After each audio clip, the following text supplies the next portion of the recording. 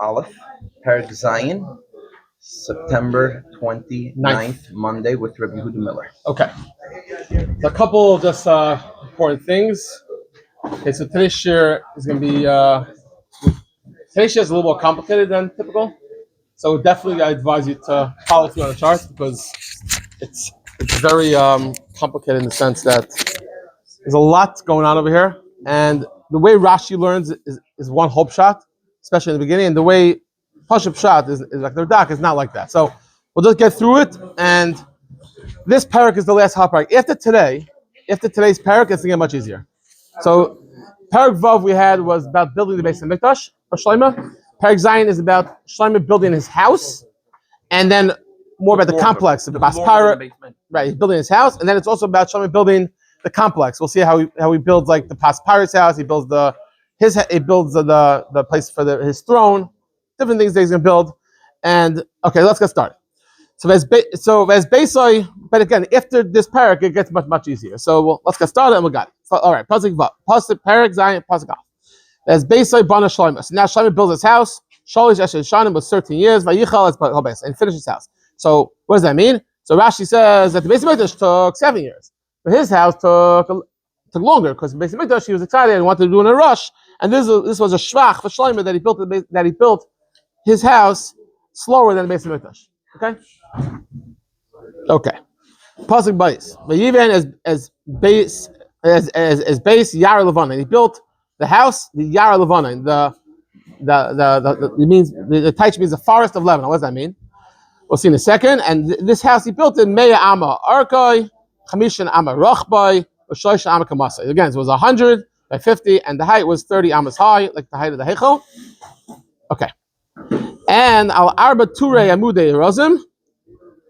Well, I'll show you the chart in a second, but it was 4 rows of cedar columns, with cruces Rozim Alimda, and it was cut beams on top of that. So a couple of things. First of all, why is it called Yar Levanon, the house of Lebanon? What does that mean? So one shot is, you'll see Rashi says it was a house of cooling. It was more like a summer home type of house for the kings. And one shot is it was called Yar Levanon. The Pashup shot is because he built out of cedar wood. So and it was cedar wood from Lebanon, so it's called Yar Levanon. That's another shot. It can be both true. Okay. The Suda has a new shot that it was built in Lebanon. Okay. It was built, and that's what called Yar Levanon because it was a house. It was in the forest of Lebanon. Okay. But again, if you want to go the simple shot, it was made out of a lot of cedar wood, so it looked like the forest of Lebanon. So you have a shul that's made out of a lot of stone. You see, it looks like they make some mikdash. People have that. So it's the same idea. Okay. Now I'll just show you the picture. So he built this. We said it was 100 by 50 by 30 ammas high. Okay. So this is the first level, and these are the beams. So you have 4 beams, and you have 100 by 50 by 30 high.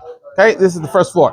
What was on the first floor? It's not simple. What's there? One shot. There's testimony from the Josephus that it was more of a storage house. There's the Pashup shot, the way the Mepharshim learned it, that no one really lived there, and his house was on the second floor. That's like the Pashup shot. Again, some say it was on the first floor and it had air. Different ways of learning, but this is the first floor. So that's what it says over here. Let's just go. It's referring to this, and the 4 rows of cedar. That's clearly 1, 2, 3, 4. And cruces aruzim among them that just means that it was covered with boards, and these are the boards. So we have first floor, we have boards. That's pretty clear and simple. Now, the Safran Safun be'eretz mimal was covered with cedar above. Al Talois va'al hamudim, on top of the boards and the top of the columns. Arba chamisha asaturim. There were 45 columns and there were 15 in the row. What does that mean? That's a good question. What that means. So, for some reason, I'll show you the picture. Okay, so for some reason, it skips how the beams that are holding this, and it's referring to the ceiling. Okay, so the ceiling is saying there were 45 covers above on the top of the second floor, which is the ceiling, and there were 15 in a row. The 15. Now, you got that 15 here. Now, what's the space here? So I'll just explain really quickly. Rashi learns a whole different shot here, which I'm not going to learn it in Tuk, but Rashi somehow understands it, that the ceiling of the second floor didn't go all the way because of the design reasons, and there was this area, and when the pasuk says windows, Rashi learned it was referring to, I don't know if I have the picture here, it was referring to like an open area, a section here. Okay, it's this picture. It's below. See, this picture is below it. There was 3 sets over here which are called windows, and this had beams going this way and beams going the other way. And Rashi learns it because Rashi is going based on the Chazals, and so Rashi had to learn like that. But the Pashup shot is that this just covered the whole thing, and when it says windows in a minute, it means regular windows. And let's just see in the pasuk now. So again, so he has this. Okay, so he has the Shlomo HaMelech has this nice big palace. He has the first floor, like we said, is 100 by 50, and he has these cedar beams. And now let's just see this pasuk. Okay, so the pasuk says, pasuk dal ushkufim shloisha turim, and there were 3 rows of windows. Mechza al mechza, each one faced each other. Shalosh pan 3 times. So if you want to learn pasha pshat, it means there were 3 rows of windows, not like this picture. There was 1, 2, 3, and on the other side there was windows too, and they faced each other. Okay, so again, the way to understand, yes, that's what it means. They faced each other. They went through the other side. So not like this picture, there'll be 3 rows, not 2 rows, and they'll go through and through. This is Rashi's understanding. That's why this picture is not the pasha pshat. And now, you got Ari? Yep. Okay. V'chol ha'psachim ha'mezuzim revum, and all the entrances and the doorposts were square, shekef, as it was like a window. Mul mechze el mechze shalish pamim. Each one faced each other 3 times. So the way Rashi is learning, mul mechze, Rashi even says, Rashi says, Hopshah says, any day, I don't know how it worked out. So it's not so simple. If Rashi himself is saying it doesn't work out, so it gets even more complicated. But like, how is it that each one faced each other 3 times? It's not simple to understand what that means. Meaning, even in Rashi, if you want to learn, it sounds really quickly. Even in Rashi, you want to learn that Rashi learns that face each other means this: each one faced each other. But and if you want to learn the other shots, how you say 3 times? I understand went through one way, but I had to go through 3 times. So it's not so clear, and I'm going to go weiter. Something that is beyond the scope of this share. Okay, pasuk vav. That's ulam hamudim asa. Okay, now. Okay, so now it's talking about. Okay, so this is the house of. You want to go over here? Which one we're doing? This one? Okay, let's just go over here. So this is the house of Shlomo. Now in the front over here, okay, is the ulam. That's this. Okay, the ulam. So this is the ulam ha'imdim, and this is the ulam al panayim. It's like different entrances to come into his house. So this is like the big entrance, and this is the one below it. See, ha'imdim and ulam al panayim. Well, ulam ha'imdim asa, it was chamishim am arkai, shloishim am rachbai, ulam al panayim, and then that's the front one. The amudim of al panayim, and there were columns, and support beams on them. What does that mean? It could be, if you read it up, it could be that, I'll go to the simple shot, but it could be it's referring to, if you look in Rashi, try to understand better, it could be it's referring to even that there was beams over here. It's referring to all different beams. Because it never actually talked about how the roof connected to the second floor. It mentioned over here the first floor and mentioned the roof, but it never mentioned this. So maybe put it into there somehow. I turned on another share. I was trying to figure out how other people learn it. The guy opens it up, and he read through the whole thing without explaining anything, and it's okay. Now Perek says. So whatever. We spent a lot of time trying to figure this out, but it's just hard to understand. But the basic, if you want to look at it, know one thing: he had 2 floors, he had nice windows, they're probably facing each other, and then the front he had an ulam, and then in front of that he had the ulam apanayim, like another type of like an entranceway. The guy, I don't know what. I think it was a Regal thing to make a nice, beautiful entrance. Like, people go to someone's house, guy said, go to someone's house. There's a big, huge opening. There's an archway. There's another room, and then all different. So, okay, so that his house, it is his palace actually, because we'll see in a minute. Like over here was the Beis HaMishpat, here was the house of Parai. His residence house was over here, the back. So it could be this is like we said, maybe this is his like vacation home. Again, why is his house next to the vacation home? Most people don't go on vacation near their house. I don't know how that works exactly. I don't know. it doesn't. Private residence in the palace. I guess, yeah. Look, this is where he did it. This is the Beis Mishpat. This is the house of Mishpat. This is Bas Parai. Yeah. Okay. Okay. Okay. Now, pasuk zay. V'ulam akisei and the ulam the akisei asher yishpai sham ulam mishpat asa. V'sofon be'erez be'karka karka. So the entrance hall. I'll just read what it says. The entrance hall asher yishpai sham where he judged, and the ulam. The ulam akisei is his throne. His throne where he judged, and the entrance hall of judgment. What that means, in other words, the place where Shlomo HaMelech, Paskin, Halacha, and Shilas was all. They don't know exactly where it is, but somewhere on the side here was the Ulam HaMishpat, and it was covered in cedar, karka. From the floor was covered in cedar, from karka to karka.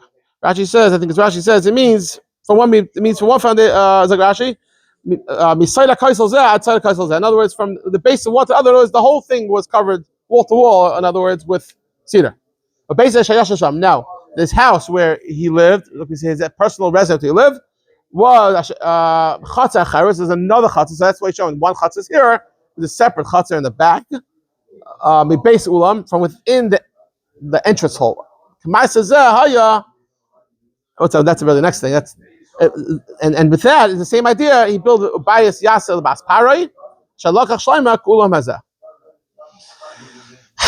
What does that mean? So again, he built himself a private residence in his own courtyard. That's over here. I got that.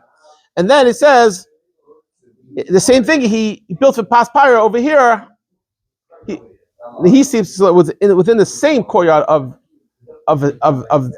not within the residence, and he built. Now, why did he build her house over here? So we had earlier that Shlomo HaMelech didn't want her to be in Ir David, where the Aron was, because he thought it wasn't proper to put Bas Parai as a permanent residence over there, because the Aron was over there. And it wasn't proper to be in the same place for her to be there. Maybe because of Tashmish, whatever the reason was. So he built her a house over here. Now, there's two ways to learn. Either he actually built it, or it says like almost some pshat will learn that he wanted to build it. He didn't actually build it. We'll see later more about Bas Parai. It's a second way to talk about that. And okay, now the gets a little easier. So that's basically the simple layout and understanding of Shlomo's house. Now, kol eila avanim yikares, all these were made out of smooth stones. Kamidas gazes. It was cut. Megruas megreras. So it was heavy stones, and it was great. It means it was smooth stones. He took huge stones, he smoothed them out. Now, bias or chutz from the inside and outside, mastered as tough as at the fachais. It was from the inside the foundation and the ceilings. From the entire thing. In other words, he's referring to the ulam and all the houses were stones, and they were all from mechutz ala chatz gadol. So they were all within this. They were all within what the big chutzner of in other words, you have the Beis Lebanon and the Bas Parai and the Beis HaMishpat, all were within that. Now, and now what was the foundation with these huge stones? Avon Gedolos, Avnei Es Amos. There were Avonim of 10 Amos, Avon Shmena. There was some were a little smaller. Again, not so small. We're talking about 10 Amos. We're talking about let's say 20 feet. Or 18 feet, or Shemina Aser, or the 8 Amos, let's say, that's 18 feet around. Or Mila Avanim is Kares. Now, above the stones, what's Kamidas Gazes was the Eres. So the way we understood that is that it's similar to the outside one. There was stone, then there was cedar, and then there was stone. And there was a Shalish Turas Gazes. Okay, no, I learned it wrong.